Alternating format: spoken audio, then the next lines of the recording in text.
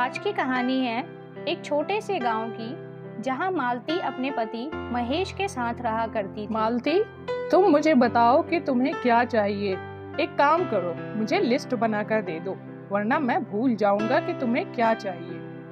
क्या तुम सच में भूल जाते हो जो मैं तुमसे मंगाती हूँ, या तुम चाहते ही नहीं कि मुझे वो सामान मिले जो मैं तुमसे मांगती हूँ? ऐसा नहीं है मालती, तुम तो जो हुक्म करोगी वो सब मैं तुम्हारे सामने लाकर रख दूंगा। तो फिर मैं तुमसे जो भी मंगाती हूँ तुम वो भूल कैसे जाते हो? अच्छा, मतलब अब ये बात है। क्या मैं तुम्हें अच्छे से नहीं रखता? तुम्हारी सारी ख्वाहिशें मैं पूरी करता हूँ। एक दूसरी तरफ अपनी बहन को देखो, उसे तो 6 महीने साल भर में एक कपड़ा नसीब होता है पहनने को। कह तो तुम सही ही रहे हो। पता नहीं उस गरीब में उसने ऐसा क्या देखा जो उससे शादी कर ली। चलो तो अब मुझे जल्दी बताओ कि तुम्हें क्या चाहिए। जो हुक्म करोगी वही सामने लाकर रख दूंगा। हाँ, मैं जानती हूँ तुम मेरी सारी ख्वाहिशें पूरी करते हो, लेकिन अभी बस घर में चावल ही खत्म है। तुम वो ले आओ और कुछ नहीं चाहिए। बस इतनी सी बात। लो, अभी गया और अभी लेके आया। तुम बस हुक्म किया करो, तुम्हें क्या चाहिए। ये है मालती, जो अपने अमीर पति महेश के साथ एक बड़े से घर में रहा करती थी। मालती बहुत अमीर थी और साथ में घमंडी भी। वहीं दूसरी तरफ उसकी एक छोटी बहन थी जिसका नाम शोभा था। शोभा की शादी एक गरीब घर में हुई थी। शोभा, तुम तो इतने अमीर घर से थी, फिर तुमने आखिर मुझसे ही शादी क्यों की? ऐसा क्या दिखा तुम्हें मुझ में? मैं तो खुद से कभी शादी नहीं करता। तुम रोज सुबह उठ के एक ही बात क्यों करने लग जाते हो? मुझे लगता है तुम तो मुझसे प्यार भी नहीं करते। तुम किसी और से ही शादी करना चाहते थे, तभी तो रोज सुबह उठकर यही बातें करते रहते हो। हाँ, तुमसे ये किसने कह दिया आखिरकार? ऐसा कुछ भी नहीं है। मुझे बस दुख होता है तुम्हारी इस दशा को देखकर। मुझे बस एक सच्चे इंसान से शादी करनी थी, इसीलिए मैंने तुमसे शादी की।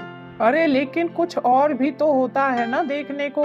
तुम क्या मुझसे परेशान हो गए हो जो कि ऐसी बातें कर रहे हो? मुझे बता दो, अगर तुम्हें मेरे साथ नहीं रहना तो मैं चली जाऊंगी यहाँ से। अरे ऐसा कुछ भी नहीं है। मुझे तो बस दुख होता है जब कोई अपनी पत्नी को नए कपड़े और नए गहने देता है, लेकिन मैं तो तुम्हें कुछ भी नहीं दे पाता हूँ। 1 साल पहले जो साड़ी दी थी वही आज तक पहने हुए हो। मैंने तुमसे कितनी बार कहा है, मुझे कुछ और नहीं चाहिए। बस मैं तुम्हारे साथ रहना चाहती थी, इसीलिए तुमसे शादी की है। जो भी है मैं उसमें संतुष्ट हूँ। अरे कोई घर पर है क्या? हाँ बोलो, क्या चाहिए? बेटा, मुझे कुछ नहीं चाहिए। मैं बहुत दूर से आई हूँ, थोड़ा पानी मिलेगा क्या? हाँ, पहले पानी मांगोगी, फिर पता नहीं क्या क्या मांगोगी। बड़ा घर देखा नहीं कि मांगने चली आई। नहीं बेटा, मैं सिर्फ पानी ही मांगूंगी और मुझे कुछ भी नहीं चाहिए। तू बस मुझे थोड़ा सा पानी पिला दे। अरे जाओ यहाँ से, मैं कुछ नहीं देने वाली हूँ। तू मुझे पानी पिलाएगी तो मैं तुम्हें ढेर सारे आशीर्वाद देकर जाऊंगी। अच्छा, और उन आशीर्वादों को मैं खा लूंगी। तुम चली जाओ यहाँ से, मैं तुम्हें कुछ नहीं देने वाली हूँ। बड़ा घर देखा नहीं कि भीख मांगने चले आते हैं। मैंने सिर्फ तुझसे पानी ही मांगा था। तूने आज मेरे साथ जो किया है, ये दुनिया उस बात को कभी नहीं भूलेगी। जाओ, अपना ज्ञान किसी और को जाकर देना। मुझे तुम्हारे ज्ञान की कोई जरूरत नहीं है। जा रही हूँ मैं, लेकिन ध्यान रखना, तेरा ये अहंकार तुझे एक दिन जरूर लेकर डूबेगा। खा लो, ये तुम्हारे लिए ही तो रखा था मैंने। तुम आए क्यों नहीं इतनी देर से? इतना सारा खाना बचा हुआ है तुम लोगों के लिए। तुम नहीं खाओगे तो कौन खाएगा? शोभा अपने घर के बाहर बैठी होती है, तभी वह बूढ़ी औरत शोभा के घर के बाहर आती है और उससे पानी मांगती है। बेटी, मुझे थोड़ा सा पानी दे दो। मैं नदी किनारे से इस पार प्यासी ही आई हूँ। अरे बूढ़ी माँ, आप इतनी दूर से नदी किनारे पार कर कर इतनी धूप में बिना पानी पिए कैसे रह रही हो? और नदी किनारे आपको किसी ने पानी क्यों नहीं दिया? मुझे तो समझ ही नहीं आ रहा। आहा बेटी, तेरा बहुत शुक्रिया। अब मुझे थोड़ा अच्छा लग रहा है। पानी पीकर तो आत्मा ही खुश हो गई। लेकिन आप इतनी दूर पैदल चलकर आई हैं, आपको किसी ने पानी क्यों नहीं दिया? पानी देने में तो कोई पैसे नहीं लगते हैं। अब क्या बताऊं बेटी, मैं नदी किनारे एक बड़े से घर में गई थी। उस घर की औरत ने मुझे धक्के मारकर घर से बाहर निकाल दिया। ओहो माँ जी, बहन ने आपके साथ ऐसा किया? उसे ऐसा नहीं करना चाहिए था। क्या बहन? क्या वह तुम्हारी बहन है? हाँ माँ जी, उसका नाम मालती है। वह मेरी ही बहन है। उसकी शादी एक बहुत ही अमीर घर में हुई थी। क्या ये बात सच है? भले ही उसकी शादी अमीर घर में हुई हो बेटा, लेकिन उसका दिल बहुत ही छोटा है। तू भले ही गरीब है, इस झोपड़ी में रहती है, लेकिन तेरा दिल बहुत ही बड़ा है। उसके बाद वह बूढ़ी औरत शोभा को ढेर सारे आशीर्वाद देती है और वहाँ से जाने लगती है। उसे जाता देख शोभा उससे पूछती है, अब आप कहाँ जाओगी बूढ़ी माँ? बेटा, मेरा कोई घर नहीं है। मैं यहाँ से वृद्धाश्रम जाऊंगी और वहीं रहूंगी। मेरे बेटे और बहू ने तो मुझे घर से बाहर निकाल दिया था, इसीलिए इधर उधर भटक रही हूँ। इतना कहकर वह बूढ़ी औरत वहाँ से चली जाती है। अरे घर पर कोई है क्या? मालती बेटा बाहर तो आ, देख तो मैं आया हूँ तुझसे मिलने। तुम आ गए बापू, इतने दिन कहाँ थे? मैं तो कब से तुम्हारा इंतजार कर रही थी। तुम आते ही नहीं हो जल्दी से। चलो अब घर में चलो, आओ आओ। तुम्हारा घर देख के तो मेरा दिल एकदम खुश हो जाता है। इतना आरामदायक घर है तुम्हारा कि बार बार आने का मन करता है मेरा। मैंने तो तुम्हें कितनी बार कहा है कि हमारे साथ आके रहो। वहाँ अकेले उस घर में रह के क्या करते हो तुम? इससे अच्छा हमारे साथ यहाँ मेरे बड़े से घर में आके रहो। मन तो मेरा भी करता है कि मैं तुम्हारे साथ ही रहूं, लेकिन बेटी के घर ऐसे आके नहीं रह सकते। लोग दुनिया क्या कहेगी? अरे बापू, लोग दुनिया को कहने दो जो कहते हैं, मुझे उनसे कोई मतलब नहीं है। अच्छा तुम वो सब छोड़ो, मुझे पहले कुछ खाने के लिए दे दो, उसके बाद तुम्हारी बहन के घर भी जाना है। बहन के घर क्यों जाना है? क्या कोई खास बात है जिसका न्योता देने के लिए तुम हमारे और उसके घर पे भी आए हो? हाँ मालती बेटा, मैंने एक दावत रखी है तो उसमें तुम्हें बुलाया है। सोच रहा हूँ उसे भी बुला लूं। गरीब है, खा लेगी अच्छा खाना एक दिन। अच्छा बापू, तो अब तुम यहाँ से उसके घर जाओगे? हाँ, लेकिन पहले तुम्हारे घर अच्छा अच्छा पकवान खा के जाऊंगा। उसके घर जाने का मन नहीं करता, इसीलिए ज्यादा देर वहाँ नहीं रुकूंगा। अच्छा सा नहीं लगता। हाँ बापू, तुम बैठो, मैं अभी तुम्हारे लिए अच्छे अच्छे पकवान लेकर आती हूँ। मालती और धनीराम शोभा की बुराई करते हैं। धनीराम मालती के घर अच्छे पकवान खाता है। वहाँ आराम करके शोभा से मिलने के लिए उसके घर चला जाता है। अरे वाह बापू, आज पहली बार तुम मेरे घर आए हो। चलो बापू अंदर बैठो, अंदर बैठकर बातें करते हैं।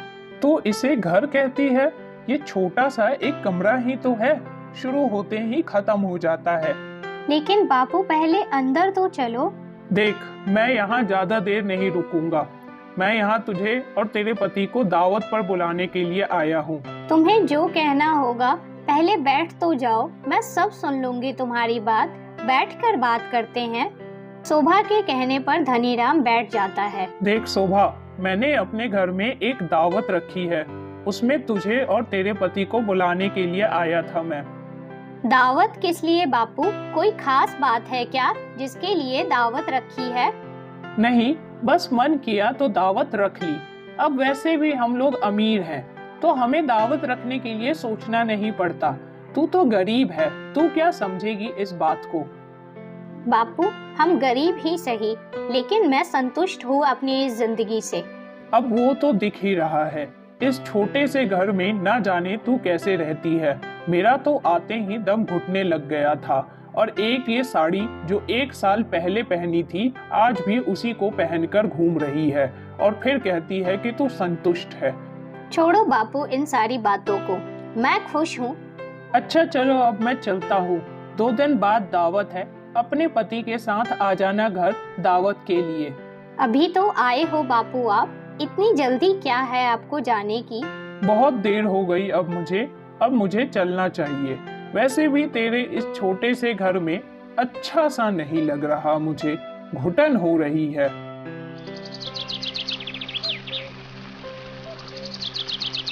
बेटा बता ना, तुझे कहाँ दर्द हो रहा है, तभी तो मुझे पता चलेगा। माँ मेरे पेट में बहुत दर्द हो रहा है माँ, मुझे दवाई दे दो माँ, मैं ठीक हो जाऊंगी दवाई खाकर। तुम मुझे दवाई क्यों नहीं दे रही हो माँ? मुझसे ये दर्द बर्दाश्त नहीं हो रहा। हे भगवान, ये कैसी मुसीबत है, मेरे पास तो पैसे भी नहीं है कि मैं इसके लिए दवाई ला सकूं। तू आराम कर बेटा, थोड़ी देर आराम करने पर शायद तेरा दर्द ठीक हो जाएगा। माँ मुझे नहीं पता, मुझे कहीं से भी दवाई ला के दो। अपनी बेटी की ऐसी हालत देखकर सुधा महेश से पैसे मांगने के लिए उसके घर पहुंच जाती है। महेश बेटा मेरी सहायता करो, मेरी बेटी की तबीयत बहुत खराब है, उसे अगर टाइम से दवाई नहीं मिली तो उसके साथ कुछ भी हो सकता है, कृपया मुझे थोड़े पैसे उधार दे दो। मालती और महेश सुधा की बात सुनकर चुप रहते हैं। मालती तुम तो महेश को बोलो ना कि वह मेरी बेटी के इलाज के लिए थोड़े से पैसे दे दे, मैं तुम लोगों के पैसे धीरे धीरे करके चुका दूंगी। ऐसा मत करो मेरी बेटी के साथ, मुझे पैसे दे दो। बेचारी सुधा के इतना गिड़गिड़ाने के बाद भी महेश और मालती के ऊपर उसकी बातों का कोई असर नहीं होता। जब सुधा इस चीज को देखती है तो वह सोचती है कि इन लोगों के पास से तो कुछ भी नहीं मिलेगा, क्यों ना मैं शोभा से जाकर मदद मांगू। शोभा, अरे ओ शोभा, क्या बेटा घर पर हो तुम? अरे सुधा काकी, आप यहाँ पर क्या कर रही हैं और इतनी घबराई हुई क्यों हैं? सब ठीक तो है ना? अब मैं तुम्हें क्या बताऊँ शोभा, मेरी बेटी की तबीयत बहुत खराब है, उसके इलाज के लिए मेरे पास पैसे नहीं हैं। महेश के पास गई थी मैं पैसे मांगने के लिए, लेकिन उन्होंने मेरी कोई सहायता नहीं की।